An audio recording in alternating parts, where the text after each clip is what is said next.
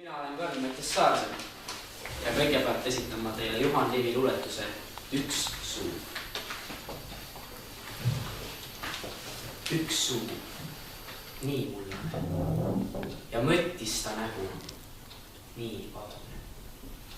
Ja mõttista nägu, nii austa, nii vaikne, valul ja sönata. Nii aus, nii vaikne. Nii mullane, nii selge, nii õige ja kullane. See on mu ema, mu mullake. See on mu ema, mu mullake. Nugataskus, Philipp Teler.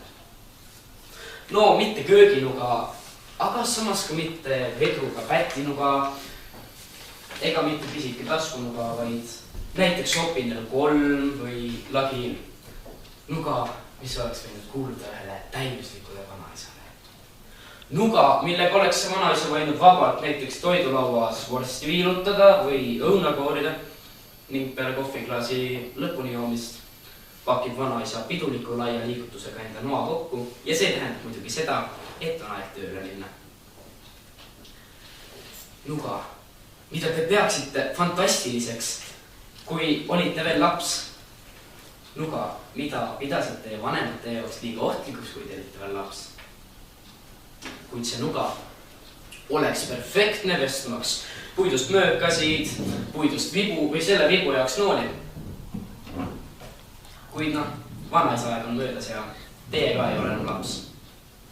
See on virtuaalne nuga, mille kaitseks on vaid naeruväärne nali. Seda võib kuskil vaja minna näiteks matkal või piknikul või millegi parandamiseks, kui midagi paremat käsil ei ole. Kuid tegelikult te teate sisimas ise ka, et te ei kasuta seda. See on teil lihtsalt taskus. Te vaatate seda.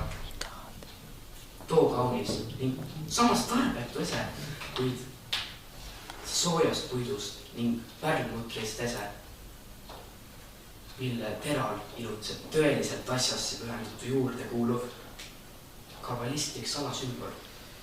Ning selle käepidevel on näiteks krooniga käsi, vihmavari, ööbik või mesilane. Oo jaa, snobism on hõrk nauding, eriti kui ta käib kokku sellise lihtsa elu sümboliga. Te avate selle noa, imetlete seda ning tunnete end kui see sama vanaisa, kui samas tunnete, et olete samasugune nagu see laps järve ääres, imetlemas seda nuga ning tuusutamas ninna seedripolehna.